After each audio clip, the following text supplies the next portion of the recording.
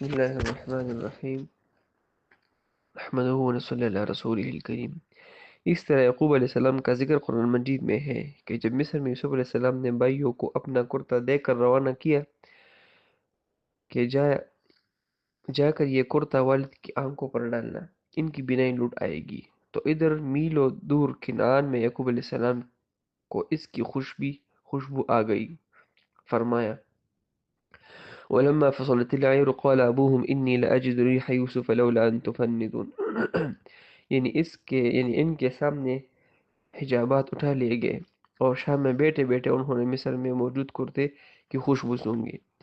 بالکل اسی طرح امام مہدی کو بھی الہامات حاصل ہوں گے، جیسا کہ بعض آثار میں آتا ہے کہ ان کو مہدی اس لیے کہا جاتا ہے کہ ان کی رہنمائی ایک مخفی امر کی جانب کی جائے گی۔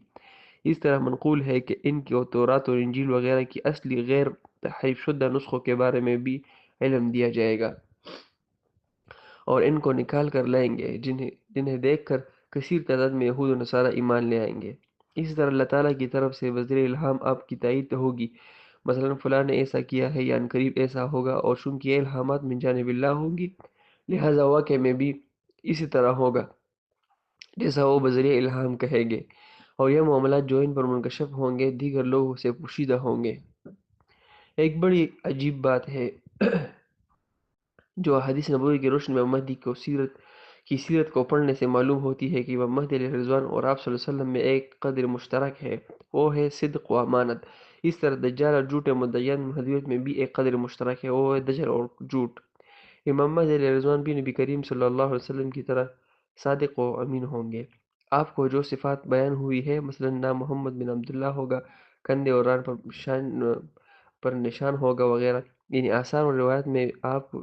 کو جو علامات بیان ہوئی ہے وہ سب آپ میں موجود ہوں گی، جس کی بنا پر آپ بڑی آسانی سے ہر گلی کوچے اور ممبر پر یہ کہہ سکتے ہوں گے کہ میں ہی مہدی ہوں، لیکن